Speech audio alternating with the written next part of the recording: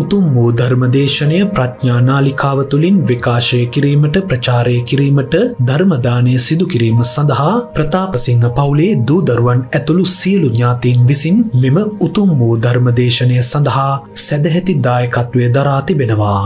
උතුම් වූ ධර්මදානයන්ගෙන් ජනිත වන්නා වූ මහා පුණ්‍ය ශක්තියෙන් මාතර මාකඳුර ප්‍රතාපසිංහ මාවතේ චාමර නිවසේ විසූ මීට මාස 3කට කලින් මියගිය දයාබර මෑණියන් වන ගමගේ සීලවතී මැතිණියට හා වර්ෂ 8කට පෙර මියගිය දයාබර පියාණන් වූ ඩැනී ප්‍රතාපසිංහ මැතිතුමාටත් හැකි ඉක්මනින් ශ්‍රී සද්ධර්මය අවබෝධ කරගෙන සසරින් මිදී නිදහස් වී නිවනින් සැනසීම උදෙසාම මෙම ධර්මදේශනාවෙන් ලැබෙන සියලු පුණ්‍ය කුසල් හේතු වේවා. එමෙන්ම මේ පුණ්‍ය කුසල් සියලු මළගිය ඥාතීන් ඇතුළු පින් බලාපොරොත්තුවෙන් සිටින මියගිය සියලු ලෝවැසියන්ටද අනුමෝදන් වේවා. සුජීවත්ව සිටින සියලුම ලෝකවාසීන්ට මේ පිනෙන් නිරෝගී සුවයදී නිවනින් සැනසෙත්වා කියා බලාපොරොත්තු වෙනවා. එසේම වෙත්වා කියා ආශිර්වාද කරනවා.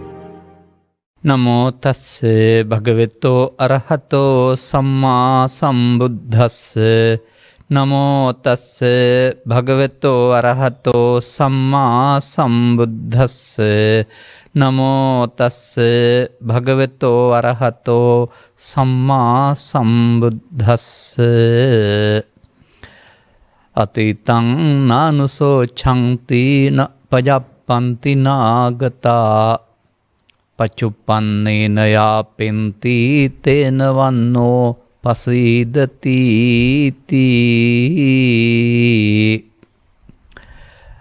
ධර්මානුශාසනාවෙහි සදහැබර අනුග්‍රහක දායකත්වයේ දරන්නා වූ බෞතුන් ප්‍රමුඛ මේ මොහොත අපට සවන් දීම සඳහා අවකාශ යොදාගත්තා වූ සදහැවතුනි, ආරාධිත බෞතුන් විසින් මේ මොහොතේ නිවීම සසර දුකින් මිදීමට හේතු වන ආකාරය පැහැදිලි කරන ලෙස කරන ලද ආරාධනයක් තමයි තිබෙන්නේ. ආරණ්‍ය සූත්‍රයකට අයත් මෙම ගාථාව මා ගනු ලැබුවේ ආරණ්‍ය සූත්‍රය විවරණය කරන්නට නොවේ. මේ මොහොතේ නිවීම කියන වචනයට ගැළපෙන අර්ථය එතන තිබෙන නිසා.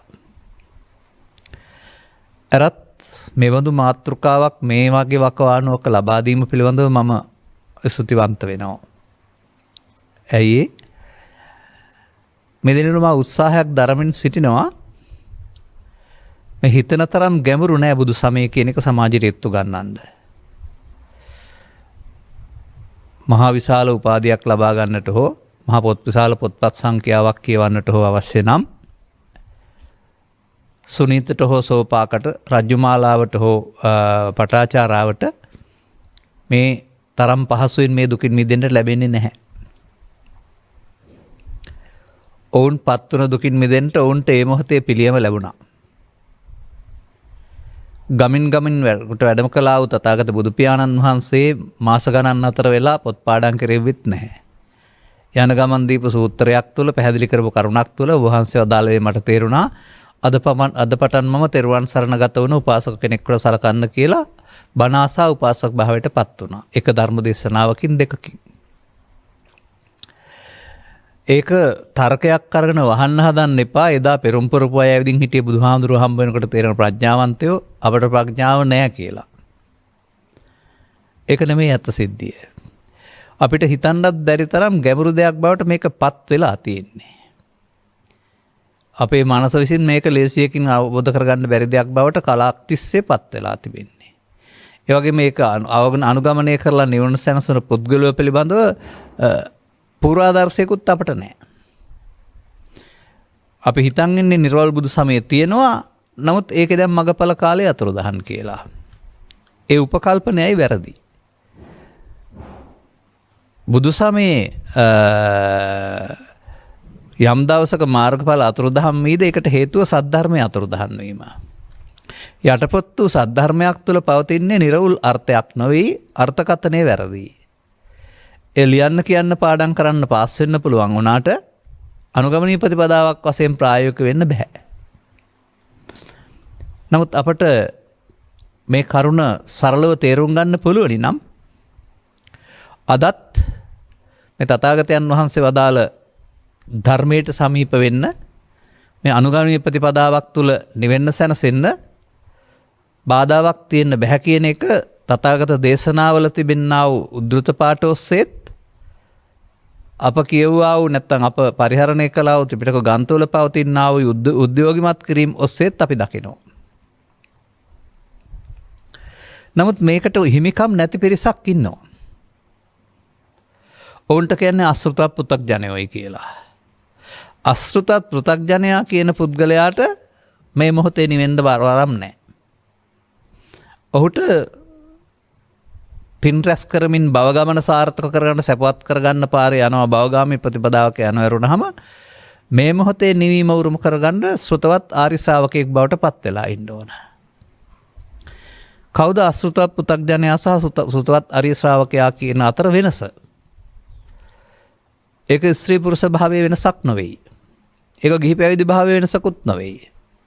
ඒක අප පිළිබඳව අවබෝධයේ පුළුල් බවක්. අසෘතවත් කෙනෙකුට තේරෙම අල්පස්වත බව කියන එක අල්පස්වත භවයේදී මෞකසෙන් බිහිවි ජීවිත අවසානයේත් ආජීවයක් වෙන පුද්ගලයෙක් මේකේ ඉන්නේ කියන හැඟීම තුළ පවතින්නේ. ඔහු තමා පව් කරන්නේ හරි පින් කරන්නේ හරි ශික්ෂාවද සමාදන් හරි ඒකට කියන්නේ පුද්ගල සංවරය කියලා. නමුත් මේ ඔහු පිළිබඳව සඳහන් කරන ලබන්නේ තථාගතයන් වහන්සේ ඔහු පංචස්කන්ධයාගේ ඉපදීම මැරීම නම් වූ සියුම් ධර්මතාවය පිළිබඳව අවබෝධයක් නැති කෙනෙක් කියලා. අන්න එහෙනම් මේ මොහොතේ නිවීම සඳහා අපිට පංචස්කන්ධයාගේ ඉපදීම මැරීම නම් වූ මේ ගැඹුරු ධර්මතාවය නැත්නම් ඇහැට නොපෙනෙන අප තුළ පවතිනා මේ සියුම් ධර්මතාවය පිළිබඳ අවබෝධයක් ලැබෙන්න වෙනවා. අන්න ධර්මස්සවණයක් මගින් කල්යාණ මිත්‍ර සේවනයක් මගින් මේ කරුණයි අපට ලැබෙන්නේ පළමුව. බුදු සමය කියන්නේ ඉතිහාස කතා කියලා හිතන් හිටපු අපට බුදු සමය කියලා කියන්නේ අප පිළිබඳවම කරන විවරණයක්ය. ඒ අප තුළින් දැක ගන්න ඕනෑ කියන කාරණාවට සමීප වෙන්න පුළුවන් වෙනවා. මන්දයත් ඔය සංයුත්ත නිකායේ සලායතන වර්ග කන්තක වර්ග කියන ඒවා විස්තර කරලා තියෙන්නේ අතීත කතා නෙවෙයි. සලායතන වර්ගයේ විස්තර කරලා තියෙන තනිකරම ඇස කන නාසය දිවකයේ ක්‍රියාවලිය. ඇස කන නාසය දිවකයේ තියෙන දා හිටපුවට විතරක් නෙමෙයිනේ. ඔබටත් තියෙනවා මටත් තියෙනවා. එහෙනම් අපි ළඟ සිදුවෙන ක්‍රියාවලියේ වරදක් තමයි දුකටපත් වෙන්නේ. නිවැරදි කර ගැනීම තමයි නිවන් ලබන මඟ බවටපත් වෙන්න ඕන. ඇස කන නාසය තුල ක්‍රියාවලිය තවදුරටත් කන්දක වර්ගය තුල ඇස තුල වෙනත් ක්‍රියාවලියක් වශයෙන් විග්‍රහ කරනු ලබනවා. එතකොට අපේ ක්‍රියාකාරීත්වය පුද්ගලයෙක් වශයෙන් ක්‍රියාකාරීත්වය වෙනුවට ඇස තුළ කන තුළ නාසය තුළ සිතේ ක්‍රියාකාරීත්වයක් බවට සිවුම් වෙනවා. අන්න එතකොට මේ මොහොත කියන්නේ ඇසේ කනේ නාසයේ ක්‍රියාකාරීත්වයක්. ජීවිතය කියන්නේ අවුරුදු 60ක 70ක ගමනක්. ඒක මේ මොහොත නෙවෙයි. ඒ නිසා ජීවිතේ ගත වෙන්නේ අවුරුද්දෙන් අවුරුද්ද හරි අවුරුදු 10න් 10 හරි නෙවෙයි. තත්පරෙන් තත්පරය මොහොතින් මොහොත. ඒ මොහොතින් මොහොත තත්පරයේ මේ කාලය ගත වෙනවා වගේ අපේ ජීවිතයත් මොහොතින් මොහොත ඉපදීමක් මැරීමක් සිදු වෙනවා. ඒක මෞකසින් බිහිවීම හෝ ජීවිතාවසානයේ මරණය නොවේ. ඒකට කියනවා ස්කන්ධයන්ගේ ඉපදීම මැරීම කියලා. මේ ස්කන්ධයන්ගේ ඉපදීම මැරීම තුළ ජීවත් වෙන්න දන්නවා නම් මේ මොහොතේ ජීවත් වීමට එන්න පුළුවන් වෙනවා. අනේ මුල් කොටස පිළිබඳ අවබෝධයක් ඇතුව ඉන්න වෙනවා මෙතෙන් එන්න. එතකොට තමයි මේ කතා කළව පරි මේ මොහොතේ අපි නිවෙනවද දැවෙනවද කියන එක තේරෙන්නේ. මේ මොහොතේ සසරට බැඳෙනවද නිදහස් වෙනවද කියන එක තේරෙන්නේ. අර අසෘත පෘථග්ජනයා කියන කෙනාට හැම මොහොතේම කරන්න පුළුවන්කමක් තියෙන සසරට බැඳෙන්න. සසරක් හදන්න. පවෙන් හෝ පිනෙන් හෝ ධානයෙන් සසර හදන්න තමයි යාට පුළුවන්කමක් තිබෙන්නේ. නමුත් මේ මොහොතේ නිවෙනවා කියන එකේ තේරුම සසර හදනවා කියන එක නෙමෙයි සසරෙන් නිදහස් වෙනවා කියන එක. මේකට අපේ ඇස තුල කන තුල සිදුවෙන ක්‍රියාකාරීත්වය පිළිබඳ ලස්සන වචන දෙකක් තථාගතයන් වහන්සේ පැහැදිලි කරලා තිබෙනවා. ඒකට මම සාමාන්‍යයෙන් කියනවා ප්‍රමාද විහරණයට අවශේෂ නිරෝධය කියලා, අපමාද විහරණයට නිරවශේෂ නිරෝධය කියලා කියනවා. මේ පොතේ තිබෙන වචන දෙක පෙළදහමක් වශයෙන් ඔබේ ඇස තුළ කන තුළ නාසය තුළ සිදුවෙන ආකාරය පිළිබඳව තේරුම් ගන්න ඕන. අන්න එතකොට ඔක්කොම දැනගන්න ඕන කාරණා දැනගන්නවා වෙනවා. එතකොට මේ ස්කන්ධ පංචකය නැමැති ඒකකයේ විග්‍රහයට ස්ත්‍රී පුරුෂ ගිහි පැවිදි ભેදයක් නැහැ. ඕනෑම කෙනෙක් ගාව සිදුවෙන සිද්ධිය. අන්න මේ මොහොතේ ජීවත් වීම යනු එතකොට කරන කියන ඕනෑම කටයුත්තක් කරමින් ඒ මොහොතට අදාළ අරමුණ තුළ ජීවත් වෙනවා කියන කාරණය දැනගන්න එක. ඒක ආයතන වශයෙන් ගත්තොත් ඇසේ කනේ නාසයේ දිවේ කය හෝ සිතේ අරමුණක් තුළ ඉරියව් වශයෙන් ගත්තොත් සිටමින් ඉඳමින් නිදමින් යමින් නෙමින් කියන පින්පව් ධාන වශයෙන් ගත්තොත් පව තුළ හෝ පින තුළ හෝ ධානය තුළ අනිත් විදිහට ඒක ඕන විදිහට බෙදන්න පුළුවන්. කොක හරි එක කාරණයක් තුළ.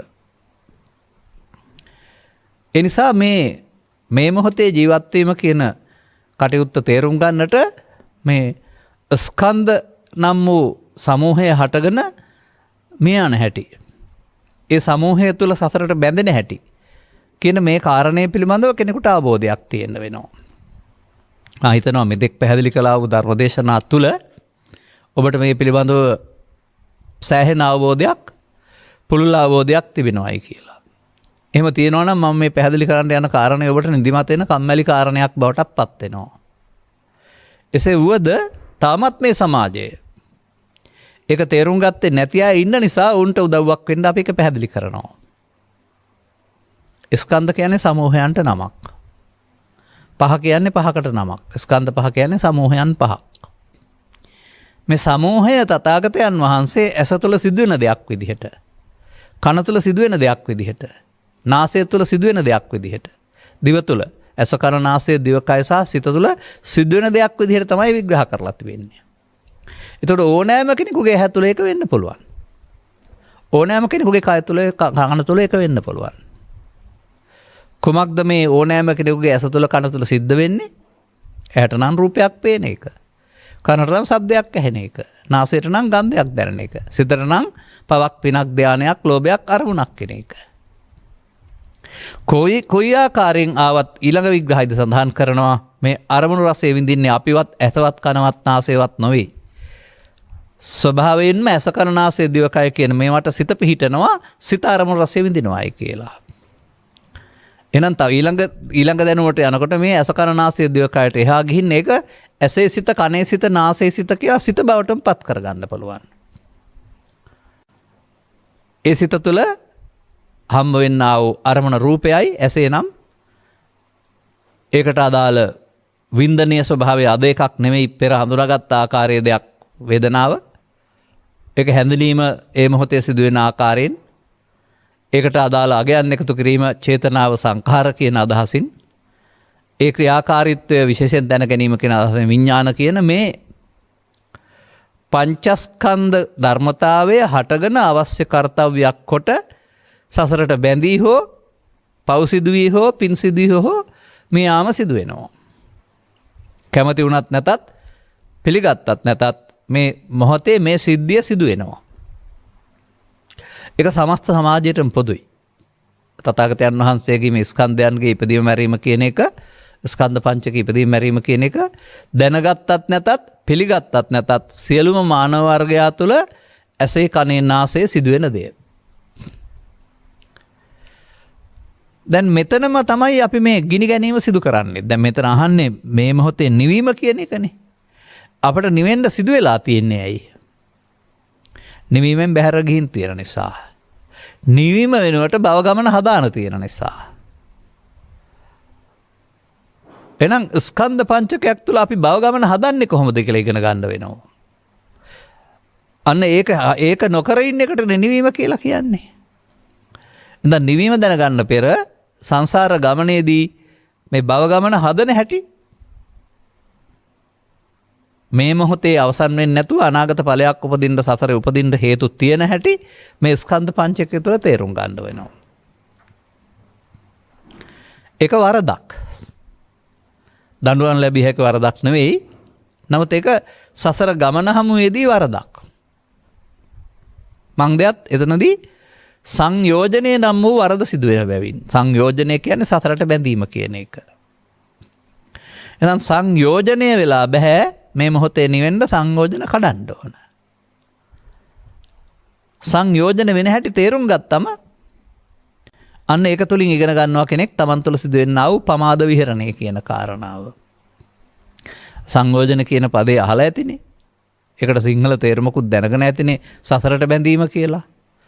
කවදා බැඳෙනවද කොහෙ බැඳෙනවද කවුරුන් බැඳෙනවද කියලා දන්නේ නැහැ. විභාගෙට ඉගෙන ගන්න කාලේ. නිකන් සිංහල තේරුමක් විතරක් ඉගෙන ගන්නවා සසරට බැඳීම කියලා. නමුත් මේක බැඳෙන්නේ ඇසෙන්, කනෙන්, නාසයෙන්, දිවෙන්, කයෙන්. බැඳෙන්නේ කාම විතර්ක, ව්‍යාපාද විතර්ක වශයෙන් ගැනීමෙන්. ඒක අපි මේ ජීවත් වෙනකොට අපි අතින් සිදුවෙන විකෘතියක් එක්තරා විදිහක. වෙන්න ඕන දෙයක් නෙවෙයි.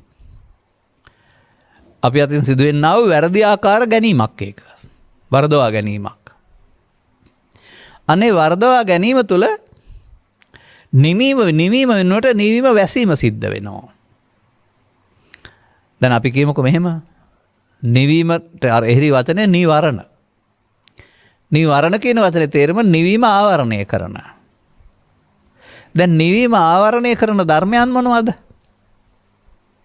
සිතේ උපදින ක්ලේශ ධර්මයන්. නම් වශයෙන් සඳහන් කරනවා නම් කාමච්ඡන්ද, ව්‍යාපාද, තීන මිද්ද, උද්ධච්ච, කුක්කුච්ච, විචිකිච්ඡා මේවා සේරම සිත සහ සිතුවිලි. නමුත් මේ හැඟීම් සිතට ආපුහම සංසුන් බවක් නැහැ. සියුම් බවක් නැහැ. කර්කස බවක්, රළු බවක්, ගොරෝසු බවක් දැනෙනවා. එතකොට ඒවා කොහොමද එන්නේ? අන්න ඒව තමයි අපි රෝපණය කරන වැඩි දියුණු කරගන්නා වූ ධර්මයන් කියලා කියන්නේ. අපි ජීවත් වෙනකොට පුරුදු වෙලා තිබෙන්නේ මෙන්න මේ විදිහට මේ පස්දොර අනුව ලෝකේ ජීවත් වුණාට ඒවට අදාළ නීවරණයක් එක්කලා ජීවත් වෙන්න. කාමච්ඡන්දය අවුස්සාගෙන ඒක තුල ජීවත් වෙන්න. ව්‍යාපාදයේ අවුස්සාගෙන ඒක තුල ප්‍රශ්න විසඳන්නට. තීන මිද්දයටපත් වෙලා මන්දෝත්සාහි වෙලා කම්මැලිකමට නිදා ගන්නට. සංසුන් විය යුතු දැන නොසන්සුන් වෙන්නට. ඒ වගේම කළ යුතු නොකළ යුතු දෙයක් කරලා ඒ ගැන සිහි කර කර පශ්චාත්තාපයටපත් වෙන්නට. ඔය කුකුච්ච කියන වචනේ තේරුම ඒකයි. ඒ වගේම සැක කළ යුතු නොකළ යුතු මේ දේවල් පිළිබඳව විමර්ශන බුද්ධයෙන් තොරව සැක කරන්න. බුදුන් ගැන හරි, ධර්මයේ ගැන හරි, බුද්ධ ශාසනය ගැන හරි, නිවීම ගැන හරි හැම දෙයක් පිළිබඳවම අපට පැහැදිලි අවබෝධයක් නැතිකම. ඒ හැම එකක්ම අල්ලා ගැනීමෙන් මම බවට පත් වෙනවා. එතකොට මේ හැම එකක්ම රළු ධර්මයක් හෙවත් නීවරණ ධර්මයක් බවට පත් වෙනවා. දැන් එතකොට වර්තමාන මොහොත අපි නිවීම ආවරණය කරමින් අනාගතය හදනවා. අතීතයෙන් අරගෙන වර්තමානයේ හරහා අනාගතයේ හැදීම නැමැති මෙන්න මේ මුලා වූ ගමනේ යමින් ඉන්නවා මිනිස් වර්ගයා. මොනවද අතීතයෙන් ගන්නෙ? දැන් අපි යනවා අර ගාථාවට. ඒක දේවතාවෙක් බුදුන් වහන්සේගෙන් විමසුවයි කියලායි තිබෙන්නේ නම්. ඒ ගැන නිකන් ඕන නම් මෙතෙන්ට පැහැදිලි කර හැකි. වනාන්තරයේ ගත කරන එක් වේලක් වළඳන බුද්ධ ශ්‍රාවකයන් වහන්සේලා බොහොම සංසුන්ව පැහැපත්ව ඉන්නවා. ඒකට හේතුව මොකක්ද?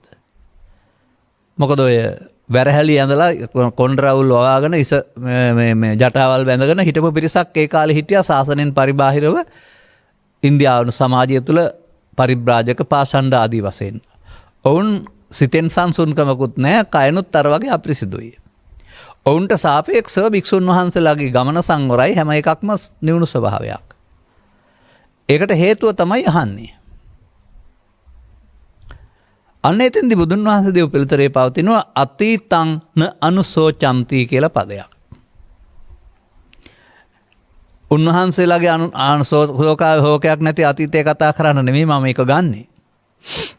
ඔබේ අතීතය කුමක්ද? ඔබ අතීතයේ සිහිපත් කොට ශෝක වෙනවද නැද්ද? නැත්නම් ඔබට අතීතයේ ශෝක වෙන්න කාරණයක්ද, කලබල වෙන්න කාරණයක්ද? අතීතය කියන්නේ ව්‍යාකරණ වල අතීතය නෙවෙයි මෙතන. අතීතය කියන්නේ ඔබේ ළමා කාලේ ඉඳන් මතකය නෙවෙයි. යම් දෙයක් සම්බන්ධයෙන් ඔබ සිතේ එකතු කරනු ලබනවා අගයක්. පුද්ගලයෙක් සම්බන්ධයෙන් නම් අමනාප උදන් පටන්ම අද දක්වාම වැඩි දියුණු වෙන්නා වූ අමනාපය. ඇලුණු පුද්ගලයෙක් සම්බන්ධයෙන් නම් ඔහු සම්බන්ධයෙන් ඇල්ම.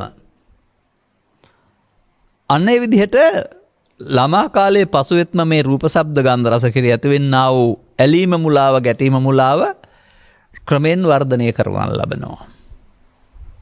එතකොට ඒකට කියනවා ලෝභ මූලය, දේශ මූලය, මෝහ මූලය. අන්න අතීතය.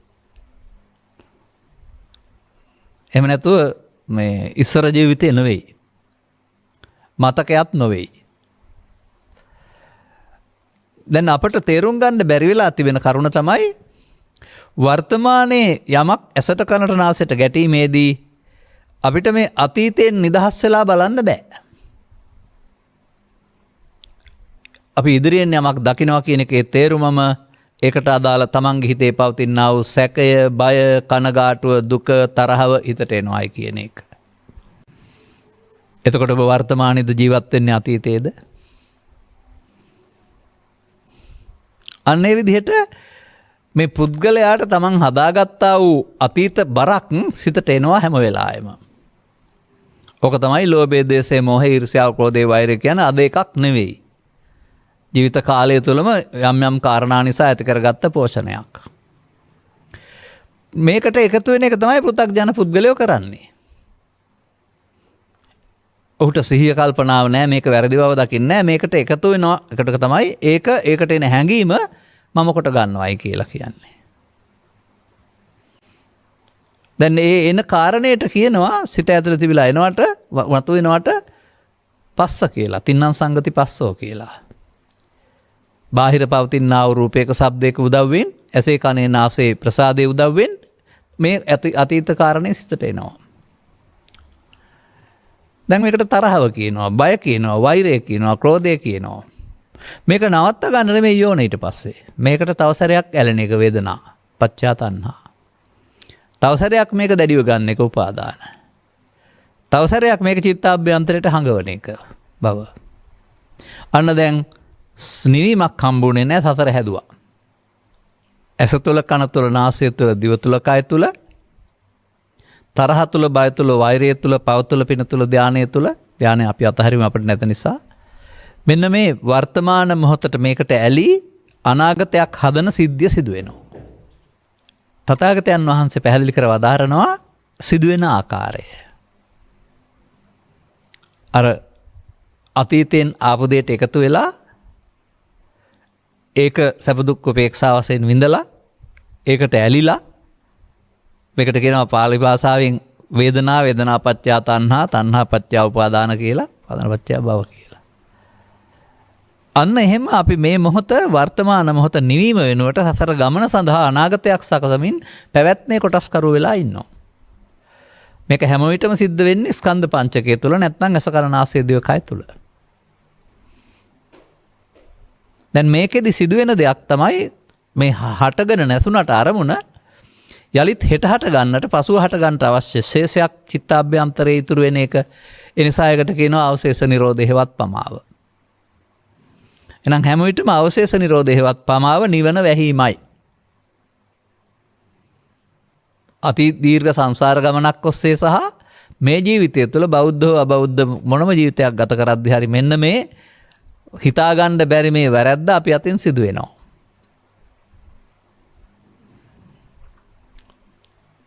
දැන් මේක සිදුවෙන ආකාරය ත්‍රිපිටකගත සූත්‍රවල 10-12 ආකාරයකින් පෙන්වලා තිබෙනවා.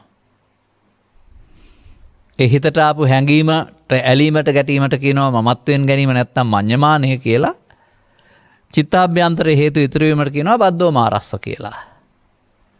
මේ මෘතග්ජන පුද්ගලයා හැම විටම මඤ්ඤමානෝ කෝ බික්කු බද්දෝ මාරස්ස කියන එකේ තමයි ඉන්නේ. එහෙම නැත්නම් මේ එන හැඟීමට කියනවා ලෝභයක් ඉපදුනොත් කාම විතර්කය, ද්වේෂයක් ඉපදුනොත් ව්‍යාපාද විතර්කය, ඊට එහා ගිය හැඟීම් බර වුණොත් විහිංසා විතර්කය. ඔය තුනෙන් එකක්. සංසාරේ පුරුදු වෙලා තිබෙන්නේ මේක නරකයි මේකයි අපට දුක් ගෙනත් දෙන්නේ කියන නෙමෙයි. ඒක ආපු හැඟීම මම බවට පත් කරගන්න. එතකොට මට තරහව මට ලෝභ හිතුණා කියලා ලෝකයා කීවට ඇත්ත සිද්ධිය නම් මම ලෝභය බවට පත් වුණා. තරහව මම බවට පත් වුණා. දැන් ඒක ඔහු පිළිගන්නවා. ඇත්තක් තියෙන්න ඕන දෙයක්. ජයග්‍රහණය සඳහා අවශ්‍ය දෙයක්. ඉටු කර ගැනීම සඳහා ඕන දෙයක් විදිහට ඔහු කරන්නේ තරහෙන්, ලෝභයෙන්, ඊර්ෂ්‍යාවෙන්, ක්‍රෝධයෙන් මේ මොහොත පාවිච්චි කරන එක. එතකොට ඒකට තමයි ප්‍රමාද විහරණය කියලා කියන්නේ.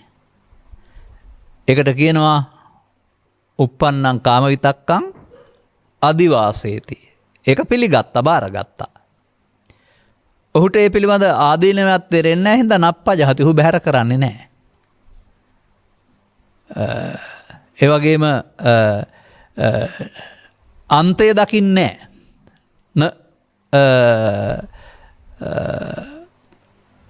විනෝදේති. ඒ වගේම අවසානයක් කරන්න ඕන කරන්නේ න බ්‍යන්ති කරෝති. අර අනාගතයක් උපදින්න හේතුවක් ඉතුරු නොකර අවසන් කිරීම වෙනකොට අනාගතයට හේතුවක් උපදින්න ඉතුරු කරලා අවසන් කරනවා න අනභවං ගමේති. මහා ලොකු දෙයක් නෙමෙයි. මෙන්න මේක තමයි මිනිසුන් අතර ප්‍රමාද විහරණය කියලා කියන්නේ. දැනගත්තොත් එහෙම.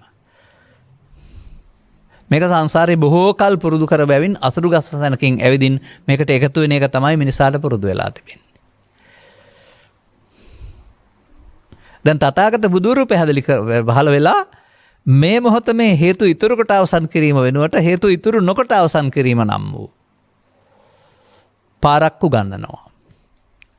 අනේකට තමයි නිර්අවශේෂ නිරෝධය. හේතු ඉතුරු නොකොට අවසන් කිරීම කියන පාලි පදේ තියෙන්නේ. ඒක ජීවිතේට එක් වරක් නෙවෙයි, දවසට එක් වරක් නෙවෙයි. ඔය උපදින ඕනෑම මොහොතක ඇසෙන් කනෙන් නාසෙන් දිවෙන් කයෙන් මේ මොහොතේ දැන් මේ අද අපි කතා කරන්නේ මේ මොහොත පිළිබඳවනේ. දැන් මේ මොහොත අපට නිදහසේ ඉන්න දෙන්නේ නැත්තේ කවුද? ඒක හොයාගන්න. ඇසට කනට නාසයට දිවට කයට රූපයක්, ශබ්දයක්, ගන්ධයක්, රසයක් හමුවීමද? එහෙම නැත්නම් ලෝකේ අටලෝදහමට අදාළ කාරණාවක් සිදුවීමද? ඉතින් අබලාභයට අපි ඇලෙනවා, අලාභයට රිදෙනවා, මේ ප්‍රතික්ෂේප කරනවානේ. නින්දාවට මේ ගැටෙනවා, ප්‍රශංසාවට ඇලෙනවානේ.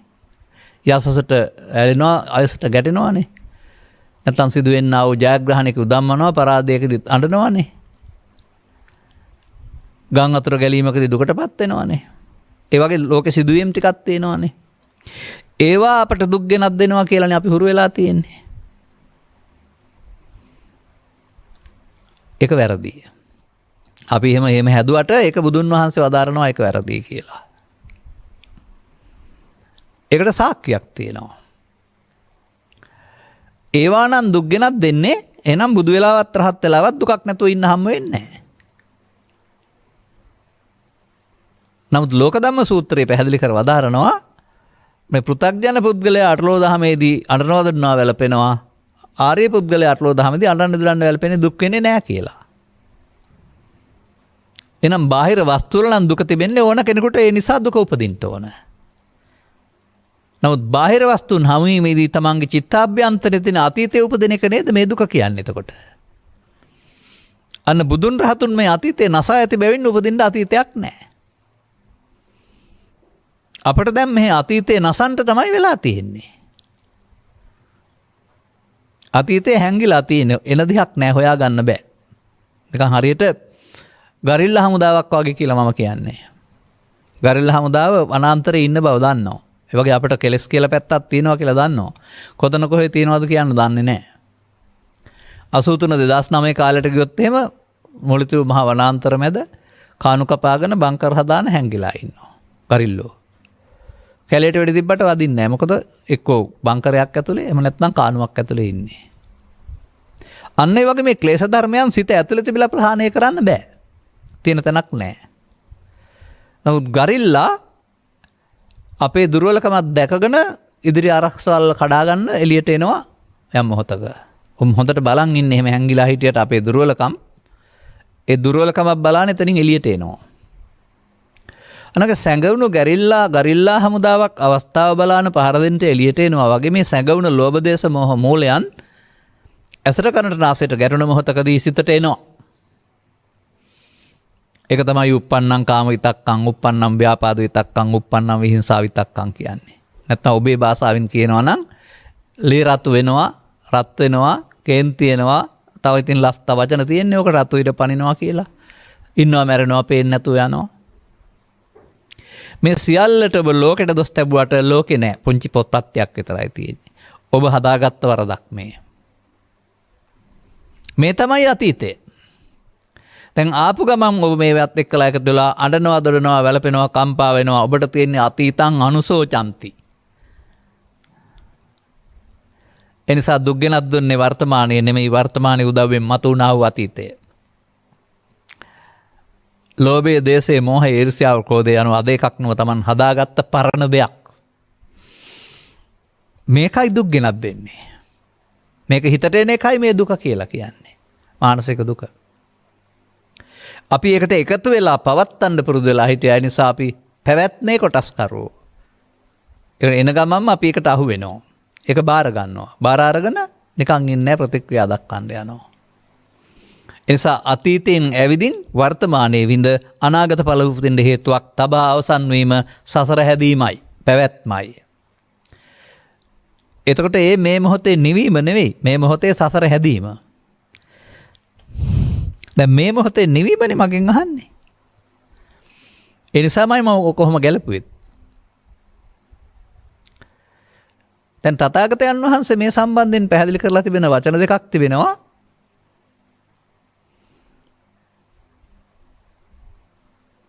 නහි වේරේන වේරාණී සම්මන්තිද කුදාචන. වෛර කරන්න ගියොත් කවදාවත් සංසිඳෙන්නේ නැහැ. අන්න මේ කරන හැටි තමයි මම පෙන්නුවේ. ඒකට එකතු වෙලා පවත්තන එක තමයි කරන හැටි. අවේරේනච සම්මන්ති. නොකරන්නේ නම් සංසිඳෙනවා. අන්න නොකිරීම කියන්නේ මොකද්ද? මේ මොහොතේ නිවීම සඳහා කරන්න ඕන නොකිරීමයි. වසර 10ක් 12ක් 15ක් තිස්සේ මගෙන් අහම මොකද අපි කරන්න ඕන කියලා ඉස්සර කරපු දේ කරන්න එපා කියලා උත්තරේ දුන්නා. නමුත් තේරුම් ගත්තේ නෑ බොහෝ දෙනෙක්. ඒකයි මම කිව්වේ ඒක පෘථග්ජනීන් සඳහා වළංගු දෙයක් නෙවෙයි. ස්කන්ධ පංචකයට එන දේ පිළිබඳ අවබෝධයක් තියෙන වෙන්න වෙනවා. ඒක සෑම විටම බාහිර ලෝකෙ තිබුණ දේකුත් නෙමෙයි, බාහිර හේතු උදව්වෙන් තමන්ගේ චිත්තාභ්‍යන්තරයේ සැඟවී තිබුණා වූ දුර්වලකමක්. ඉතින් කියන්නකො මට කවුරු හරි ද්වේෂය, වෛරය, ක්‍රෝධය, පලි ගැනීම කියනවා සැපයිද කියලා. එවන් යහපතක් වෙනවද කියලා ඔබට හෝ සමාජයට. බලන්නකො මේ දවස්වල ඔය පවතිනා වූ රූපවාහිනී දර්ශනවල නොඑක් විරෝධතා ව්‍යාපාර කරන අය ආදරෙන්, කරුණාවෙන්, අනුකම්පාවෙන් ඉන්නවද? ගිනිගත් හදවත් ඇතුව ඉන්නවද කියලා. එහෙම නැත්නම් ඔය CCTV කැමරා දර්ශන වගේක් හමු වෙනවා. එක එක හොරකම් කරන්න ගිහින් මිනිමැරුම් වෙච්ච කාරණා පිළිබඳව බලන්නකො ඒවා කරන්න ගිය අය සතුටින්ද ඉන්නේ කියලා. දෙපිරිසම ලොකු අමාරුවක වැටෙනවා නේද? ඇතමෙක් පරලෝ යනවා, මිය පරලෝ යනවා, අනිත් කෙනා සදාකාලික හිරේට වැටෙනවා. නැත්තම් මන්දබුද්ධිකෙක් අබගාතෙක් වෙනවා. කවුද මේවා කළේ? ඔබට පෙනේ පුද්ගලයෝ කරනවා. නීතියට පෙනේ පුද්ගලයෝ කරනවා. බුදුදහමට පේනවා ඕවා කළේ ලෝභය, දේශය, මෝහය නම් වූ කෙලෙස් කියලා. එහෙනම් කෙලෙසීම මිනිසා දුකටපත් කරයි කියන එක පිළිගන්න වෙනවා.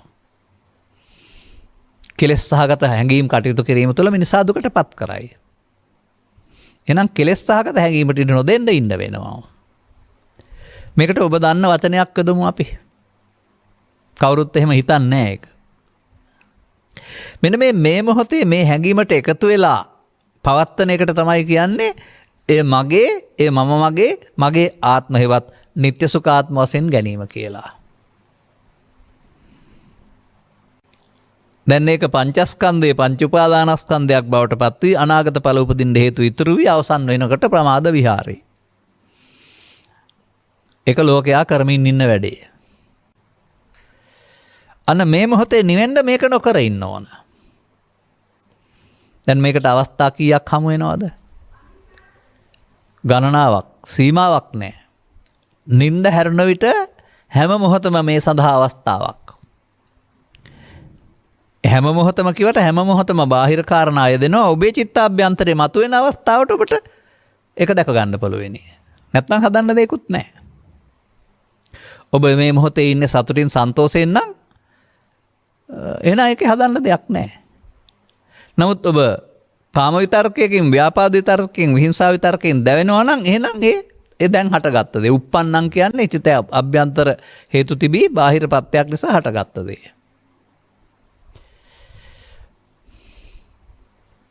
දැන් මේ මොහොතේ නිවීමේදී මොකද වෙන්නේ? මොකද කරන්න ඕන? අපි අර පරණ පෙළට තව වචනයක් යදමු. ඒ ඇලී අවසන් කිරීමෙන් නිම වුණාද? කර්ම රැස් වුණාද? ලෝභයේදී, ද්වේෂයේදී, මෝහයේදී එතන පාප කර්මයක් රැස් වී අවසන් වුණා. කර්ම රැස් වුණා. එහෙනම් අනාගත විපාකයට හේතු ඉතුරු කරලා තිබෙන්නේ. මෙන්න මේ වරද කරමින් ඉන්න ලෝකයාට තමයි බුදුරජාණන් වහන්සේ ඔය වරද කරන්න එපා කියලා වන කියන්නේ. ඉතින් ඒකට ස්ත්‍රී පුරුෂ ભેදයක් තියෙනවද? ගිහි පැවිදි ભેදයක් තියෙනවද? තේරුම් ගන්න නැත්නම් ඔය වරද කරනවා. ඒක තමයි පෘථග්ජන කියන එකේ තේරුම. තේරුම් ගත්තොත් ඔහුට මේක හදන්න පුළුවන්. පස්සේ හදන්න දෙන්නේ නැහැ වෙලාවක්. මේ මොහොතේමයි. ඒකනේ මෙතනත් අහන්නේ මේ මොහොතේ නිවීම කියලා. දැන් එහෙනම් කොහෙන්ද නිවෙන්න ඕන?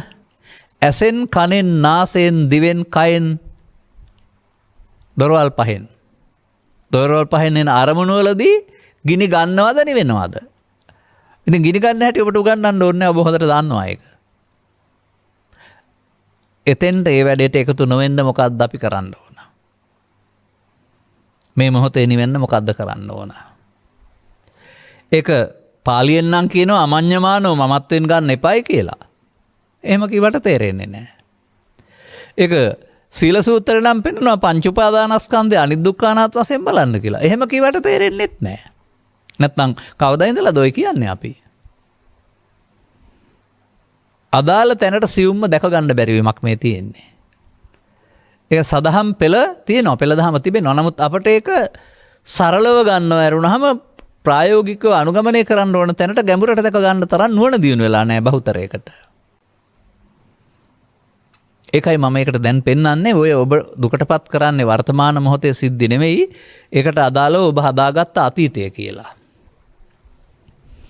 දැන් තථාගතයන් වහන්සේ යදතීතම් පහිනන්තං කිව්වේ ඇයි? යමක් අතීතයේද ඒක ප්‍රහීන වූ දෙයක්. නමුත් අපට අතීතය තියෙනවා. හැරෙන්නේ නැහැ මගේ මතකේ තාමත් තියෙනවා කියලා කියන්නේ ඔය. මරුවත් මම ඉවර වෙන්නේ නැහැ කියලා. ඒ ඔබ ඒක තියාන තියෙන නිසා. ඒ ඔබට තියෙනවා නම් ඒක වද දෙනවා. නැති දවසට තමයි ඒකේ වදයක් නැති වෙන්නේ. ඒ නිසා මේකට කියනවා නිර්වාණය කියන්නේ ලෝභය, ද්වේෂය, මෝහය ඡය වෙනකොට ලැබෙන දෙයක්. ලෝභක්ඛය, ද්වේෂක්ඛය, මොග්ගහම්කය, නිබ්බාන. එහෙනම් ලෝභය, ද්වේෂය, මෝහය වැඩෙනකොට නිවීම වැහෙනවා. හරිනේ. ඉතින් මිනිස්සු නිවීම වහගෙන නිවන් හොයනවා අපේ සමාජයේ. ලෝභ, දේශ, මෝහ පොහොසත් කරන්නා වූ පාප ධර්මයන්ගේ ජීවිතය ගත කරමින් පාපකාරී ජීවිතයක් ලෝභ, දේශ, මෝහ බලවත් කරමින් නිවන වහලා වෙන කොහෙද නිවනක් හොයනවා. මේක කිසියම් නිදානයක්. නිදානය කියන එකේ තේරුම මතු පිට නෑ කියන එකනේ. වාසනාව පෑදුනහම මතුවෙන එකක්. එනිසා ඔබට සතු නිදානය, නිර්වාණය නැමැති නිදානය ඔබේ සිත තුළ තියෙන්නේ. ඔකට උඩින් කැලි කසල දාලා වහලා ඔක හොයන්න හදන්න එපා. වහන තාක්කල් හමු වෙන්නේ නැහැ. ඒ විතරක් නෙමෙයි කෙලි කසල දාන තාක්කල් ඒකට අදාළ විපාක විඳින්න දුක් විඳින්නත් වෙනවා සංසාරයේ. කොතරම් දුක් විඳත් අන්තිමට ඒ ටිකත් නැහැ. අන්තිමට නිවීම හොයාගන්න එක ඇරුණා වෙන කරන්න දෙයක්වත් නැහැ කියලා තේරෙනවා. අන්න අද මේ මොහොත කොහොමද නිවෙන්නේ? මේ අහලා තියෙන එකක්. ඒක ඊට පස්සේ අහන්නේ මොකක්ද? සතර දුකින් මිදීමට හේතු වන ආකාරය. මොකද්ද නිවීමේදී වෙන්නේ කියලා තේරෙන්න ඕන එහෙනම්. මම කිව්වොත් නිවීමේදී වෙන්නේ උපාදාන නොවි අවසන් වීම කියලා. මම කිව්වොත් නිවීමේදී සිදු වෙන්නේ අනිත්‍ය කියලා. එතකොට ඔබට ප්‍රශ්නයක් එනවා. මොකද්ද? අනිත්‍ය නිසා දුකයි කියලා උගන්ලා තියෙන්නේ. අන්න තවත් වැරද්දක්. අනිත්‍ය නිසා දුක නම් බුදුහාමුදුරුවෝ මේ තරම් මහන්සිලා ලෝකෙට අනිත්‍යයක් උගන්වනවද? දැන් බුදුරජාණන් වහන්සේ ස්කන්ධ පංචකයේ අනිත් දුක්ඛ අනාත්ම බල දුකටපත් වුණාද දුකින් මිදුණානේ. ඒ නිසා ඒ බුදුන් වහන්සේ වදාළ අනිත්‍ය වශයෙන් බැලීම දුකටපත් වීමක් නෙමෙයි දුකින් මිදීමක්. ඔබ මේකට හදලා තියෙන අර්ථය වෙන එකක්. අනිත්‍ය කියන්නේ ඇති වෙන නැති වෙන එක කියලා. අන්න එහෙනම් මෙතන විශාල පැටලිල්ලක් තියෙනවා. තේරුම් ගන්න බෑ. අහගෙන බලන්නකෝ ඔය පුවත්පත්වල නැත්තම් මාධ්‍යවල කරන දේශනාවල අනිත්‍ය කොහොමද පැහැදිලි කරන්නේ කියලා. මේ ස්කන්ධ පංචකය හටගත්තාම නැති වෙනවා ඒක අනිත්‍ය කියලා. ඉතින් බුදු වෙන්න ඕනේ නෑනේ එහෙනම්. හටගත්ත දවසේ ඉඳලා මොක නැති වෙන ඕන කෙනෙකුගේ. නමුත් බුදුරජාණන් වහන්සේ වදාරන එකේ යදා පඤ්ඤාය පස්සති. නුවණින් දැකීමක් තියෙන්න ඕන. කොහොම කළොත්ද මේක වෙන්නේ? මේ නිවීම වැහිම වෙනුවට නිවීම සිදු වෙන්නේ කොහොමද? ඔකට අපි කියනවා පද දෙකක්. එකක් කියනවා අපි කරපු වැඩේට කියනවා අල්ලා ගැනීම. අතින් නෙවෙයි අර තණ්හා උපාදාන භව අවිද්‍යා සංකාර නම් වූ පදයට කියනවා අල්ලා ගැනීම. ඉතින් ඒකට පදයකුත් තියෙනවානේ. උපාදා පරිත්තස්සනං චෝ භික්ඛවේ දේසිස්සාමි. මහණෙනි අල්ලා ගැනීමෙන් තැවුල දේශනා කරමු. ඉතින් ඔබ අල්ලාගෙන මොකද කරන්නේ? තැවුලක් හදා ගන්නවා.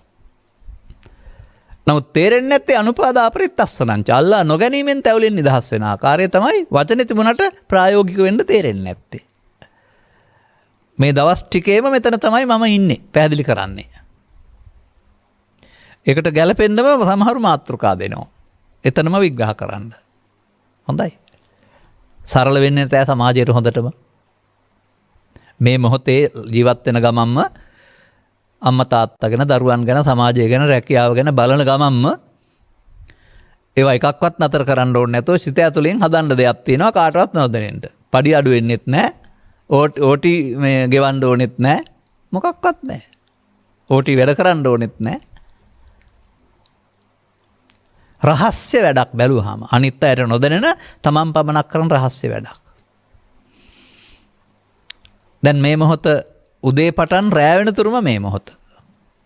උදා වෙන්නෙම ඒ මොහොතට කරන කටයුත්තත් එක්කලා ඇසෙන් කනෙන් නාසයෙන් දිවෙන් කයෙන් එපතු වෙන අරමුණත් එක්කලා. එහෙමත් නැත්නම් යද්දී කියන්නේ ඇවිදිද්දී සිටිද්දී ඉඳිද්දී සහ දිගාවි සිටියදී. ඔය අවස්ථා හතරෙන් එකකදී. එපමණනේ අපි කරන්නේ හැමදාම. දැන් අපි මේ මොහොතේ වාඩි වෙලා ඉන්නවා. පාරේ යන කෙනෙක් ඇවිදිනවා. තව කෙනෙක් දිගා වෙලා ඉන්නවා. තව කෙනෙක් හිටගෙන ඉන්නවා. එහෙනම් තිට්ටං චරන්නේ සින්නෝවා සයනවා කියන ඉරියව් හතර ඇරුණා වෙනත් ඉරියව් නැහැ මිනිස්සෙන්ට. ඔය ඉරියව් හතරෙන් මේ මොහොතේ පාවිච්චි කරන ඉරියව්ව කුමක්ද?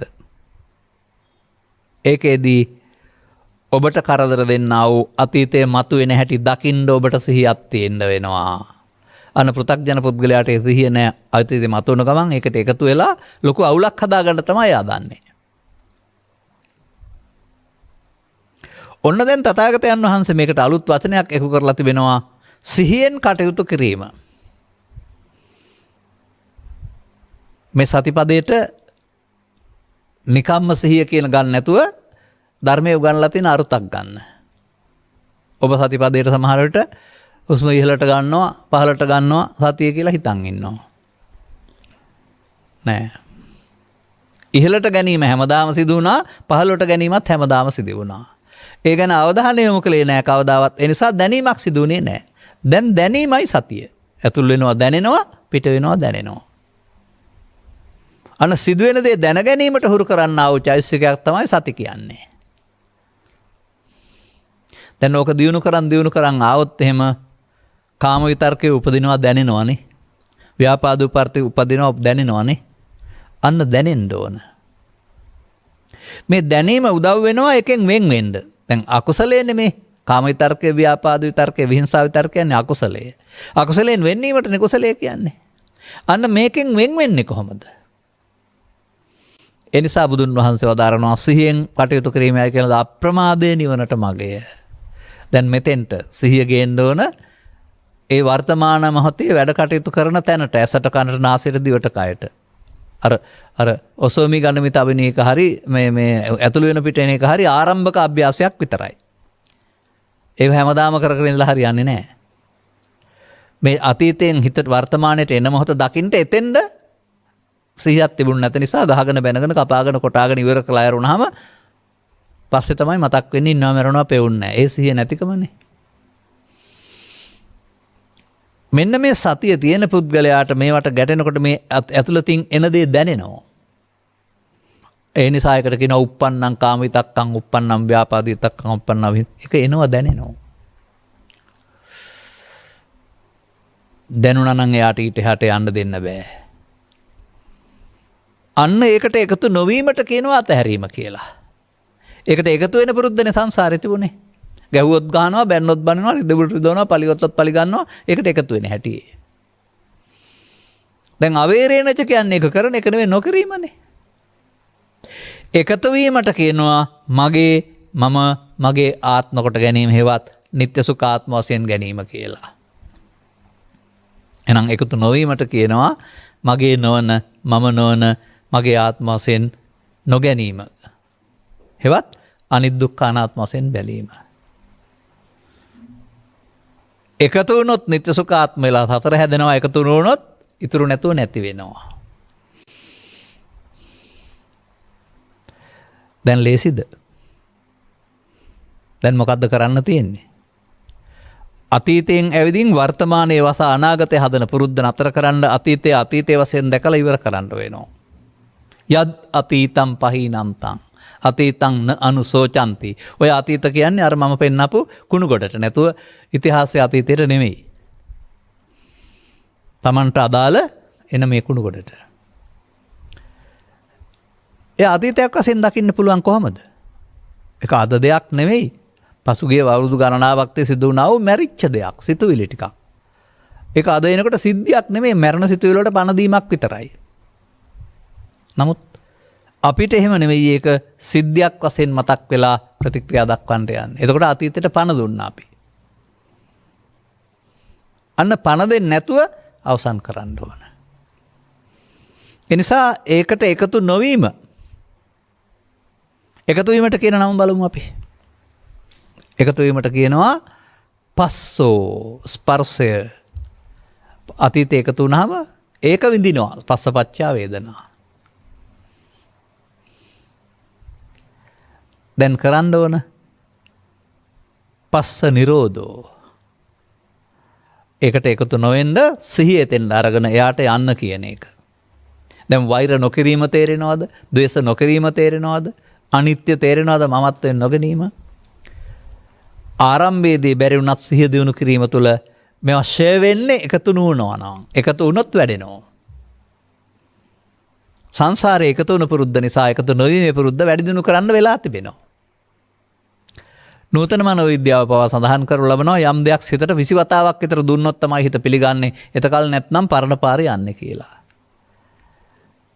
එහෙනම් ඔබටත් මේක 20 30 වතාවක් 10000 වතාවක් නැවත නැවත දීම තුලින් අපි ආපහු යන්න හදන අය කියලා තේරුම් ගන්න ඕන. දැන් මොකද්ද මේ මොහොතේ නිවීම කියන්නේ? ඒක ඊට පස්සේ අහන්නේ මොකද්ද? සසර දුකින් මිදීමට හේතු වෙන ආකාරයනේ. හොඳයි, ස්පර්ශ වුණේ නැත්නම් ඒ සැප දුක් උපේක්ෂා වේදනාවක් තියනවද? නැහැ. වේදනාවක් නැත්නම් තණ්හාවක් තියනවද? නැහැ. තණ්හා නැත්නම් උපාදානයක් තියනවද? නැහැ. උපාදාන නැත්නම් සසර හදන්න හේතුවක් ඉතුරු වෙනවද? නැහැ. එහෙනම් සසරෙන් මිදුණානේ. උපාදාන පත්‍ය භව, භව පත්‍ය ජාති නැත්නම් ඒක සසර හදන එක. නමුත් උපාදාන නිරෝධෙන් භව නිරෝධෝ, භව නිරෝධෝ නිබ්බාන. පටන් ගන්නවා විතරයි, ආරම්භය විතරයි. එතකොට එහෙනම් භව නිරෝධය සිදු වෙනවා මේ මොහොතේ නිවීමේදී. දැන් කර්ම රැස් වෙනවද? කර්මක්ෂය වෙනවද? දැන් ඔබ අංගුත්තර නිකායේ සත්ත්වනික වාතයේ පවතින ආ වූ කර්ම සූත්‍ර 7 පවතින කර්මක්ෂය කරන කර්මය වළංගු කරගත්ත කෙනෙක් වෙනව නේද?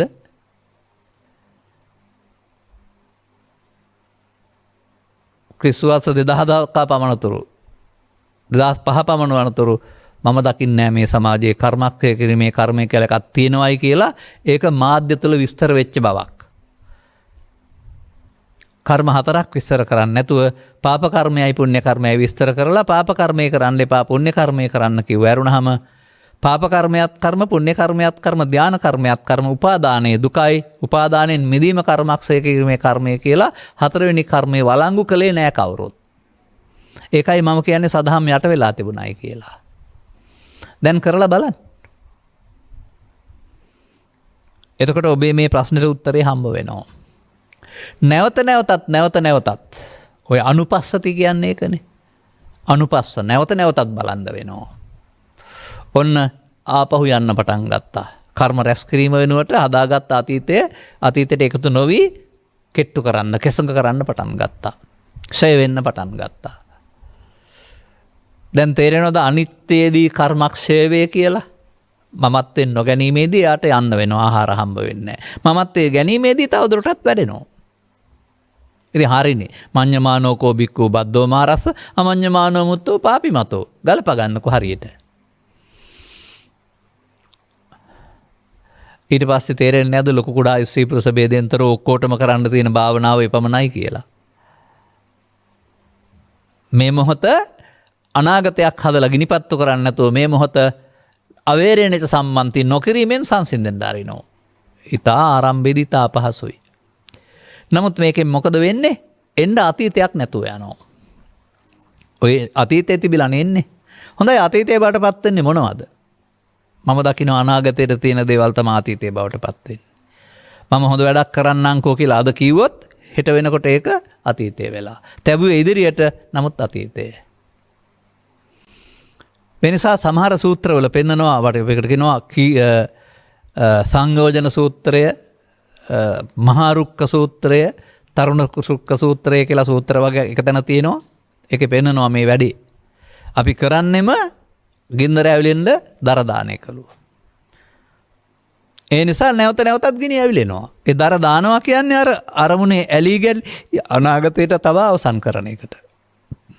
ගින්දර නිවන්න නම් දර නොදා ඉන්න කියලා කියනවා. ඒ කියන්නේ මේ තණ්හා උපාදාන භව ක්‍රියාව කරන්නේ නැතුව එකට එකතු නොවි අතහරින්න. ඔන්න අතහැරීම. අම්මා හෝ තාත්තා හෝ ඉඩකඩම් හෝ රැකියාව හෝ මිල මුදල් හෝ නොව ලෝභයේ දේශේ මොහේ අතහැරීම. කාම විතර්ක ව්‍යාපාද විතර්ක විහිංසාව විතර්ක වලට එකතු නොවීම භාවනාවයි. මොනවද අපි කරන්න ඕන කියලා දැන්වත් අහන්නේ නැතුව ඉන්නේ නැතයි.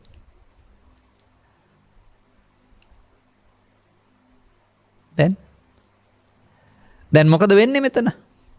මේ මොහොත අපි සසරක් හදන්න නැතුව අතහරිනවා නම් මේ මොහොතේ අපට ඒ හැදීම අතහැරෙනකොට සංසුන් බවක් හම්බ වෙනවා.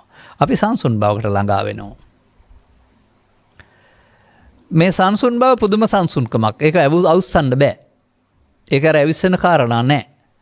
අන්න බුදුරජාණන් වහන්සේලා අටලෝ දහම හමුවේදී අර සංසුන්ව හිටියේ ඒ ධර්මයේ සරණින්. ඒක තමයි ධර්මය. ඒ ධර්මය බාහිර අවුස්සන්න පුළුවන් දේවල් නෑ. බාහිර සාධක වලින් කලබල කරන්න බෑ. දැන් උන්වහන්සේලා ධර්මයේ සරණ කොටගෙන ජීවත් වෙනවා. අපි කියන්නේ ප්‍රත්‍යක්ෂ සමාජයේ කර්මයේ සරණ කොටගෙන ජීවත් වෙනවා. දැන් කර්මයට විපාකනේ හම්බ වෙන්නේ. එනිසා අර අතහැරීමෙන් ක්‍රමෙන් ධර්මයට පැමිණෙනවා. එතකොට සෝවාන් පුද්ගලයා මේ ධර්මයේ හැටි දන්නවා. සකෘදාගාමී අනාගාමී අරිහත් පිළිවෙලින් අර අතීතය සියල්ල අතීතං මතු වෙනකොට තවමත් ශෝක වෙනවා නම් දැන් අතහැරෙනකොට න අනුසෝචන්ති ටික ඒක අතහැරෙනකොට ශෝක වෙන්න දෙයක් නැහැ.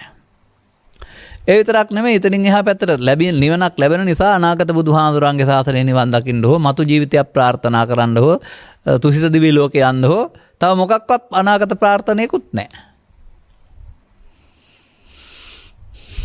දැන් අතීතයට එකතු වෙන්නේ නැත්නම් ඇහැට කනට රාසයට හමු වෙන ඒවා පච්චුප්පන්න ප්‍රත්‍යයන්ගෙන් උපන්. පච්චුප්පන්නේන යාපෙන්ති අතීතය එකතු කරගන්න නැතුව මේ මොහොතේ ජීවත් වෙනවා. උපන් දෙයින් වර්තමාන මොහොතේ හටගත් ඇසේ කනේ නාසයේ හටගත් දෙයින් උපේක්ෂා සහගතව හඳුනාගෙන කටයුතු කරනවා. අනාගතයට තැබීමකුත් නැහැ අතීතෙන් ගැනීමකුත් නැහැ. දැන් පරිහරණය කරන ඒවට කියනවා සුද්ධ වූ ස්කන්ධ කියලා. පංචස්කන්ධ පරි. අර අතීතෙන් අතහැරීමෙන් උපාදානයෙන් මිදීම සිද්ධ වෙනවා. දැන් අපි පැයක් තුළ පැය දෙකක් තුළ පැහැදිලි කරන්න පුළුවන් තැනට සද්ධර්මය සරල කරලා තියෙනවා. එක තේරුම් ගත්ත පුද්ගලයාට මේක අත්හදා බලන්නයි තියෙන්නේ. නොතේරෙනවා නම් තව ටිකක් අහන්නයි තියෙන්නේ. එනිසා මේ අනුගමනීය ප්‍රතිපදාව කියන එකට ස්ත්‍රී පුරුෂ ගිහි පැවිදි ભેදයක් නැහැ. තේරුම් යන්න ඕන මේ වැරද්ද සිදු වෙනවා අපි අතින් මේක නොකර ඉන්න ඕනයි කියලා. ඒකට කියනවා ප්‍රඥාවන්තයයි කියලා.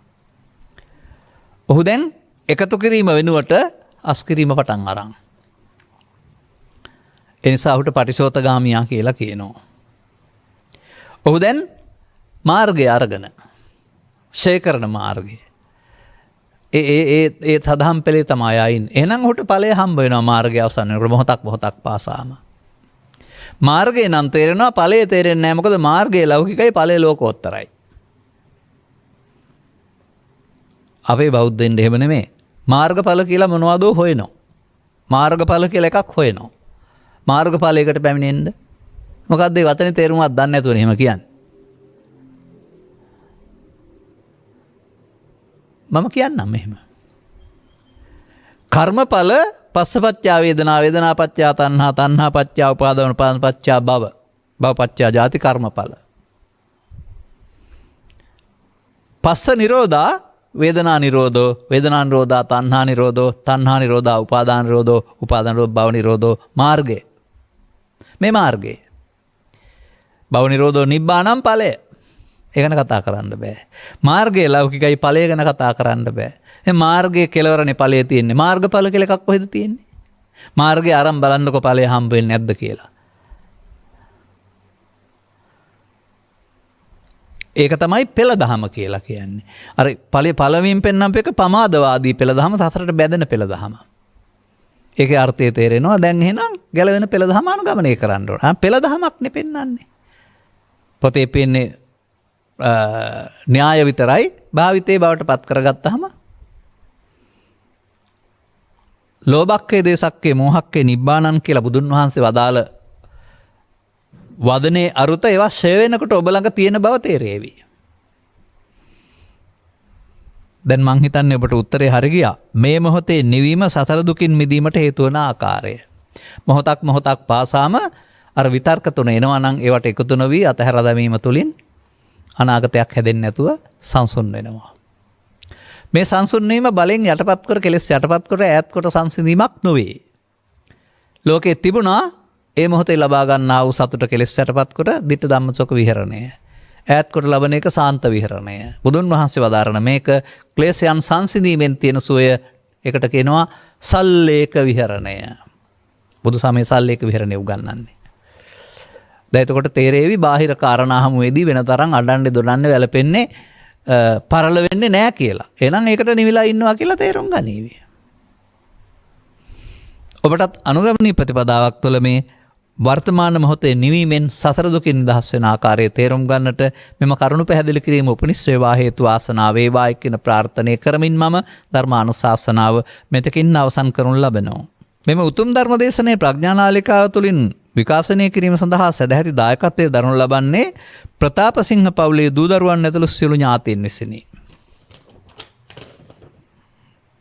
අරමුණු අතර මාතර මාකඳුර ප්‍රතාපසිංහ මාවතේ චාමර නිවසේ විසූ මීට මාස 3කට කලින් මිය පරලෝකීය දයාබර මෑණියන් වන ගමගේ සීලවතී මෑණියන්ට හා වර්ෂ 8කට පෙර මිය පරලෝකීය වූ දයාබර පියාණන් වූ ඩැනී ප්‍රතාපසිංහ මැතිතුමාට හැකි ඉක්මනින් සී සද්ධර්මය අවබෝධ කරන සසරින් මිදී නිදහස් වී නිවන් සැනසීම සඳහාම මෙම ධර්ම දේශනාවෙන් ලැබෙනා වූ සියලු පුණ්‍ය කුසල් හේතු වේවා යන්න පවුලේ අය ප්‍රාර්ථනා කරනවා. පරලෝකීය එමෙන්ම මේ පුණ්‍ය කුසල් සියලුම මළගිය ඥාතීන් ඇතුළු පින් බලාපොරොත්තු සිටින්නා වූ මේ පරලෝකීය ඥාතීන්ට ලෝවැසියන්ටද අනුමෝදන් වේවා. උපින් කැමති අයට අනුමෝදන් වේවා බලාපොරොත්තු සිටිනවා. සුජීවත්ව සිටින සියලුම ලෝකවාසීන්ට මේ පිනෙන් නිරෝගී සුව දීර්ඝායු සම්පත් ලැබේවා. ඒ වගේම ධර්ම ශ්‍රවණයෙන් හැකි ඉක්මනින් සද්ධර්මය අවබෝධ වී අරහන්ත ඵලයට පැමිණීමෙන්ම සතර දුකින් නිදහස් වීමට ලැබේවා යන්නත් ප්‍රාර්ථනයයි. ඔබේ මේ පැතුම්වල යම් යම් වචනවල පුංචි පුංචි තවත් හැදෙන්න ඕන අඩුපාඩු තියෙනවා. තව ඉදිරියට තේරේවි. මම මෙතන හදන්න යන්නේ නැහැ.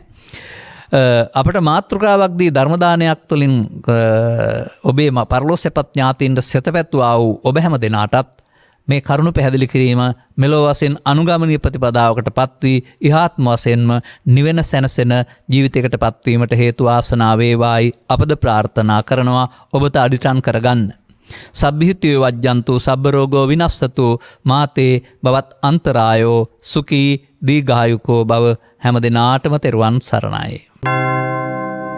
රාගක්ඛයෝ නිබ්බානං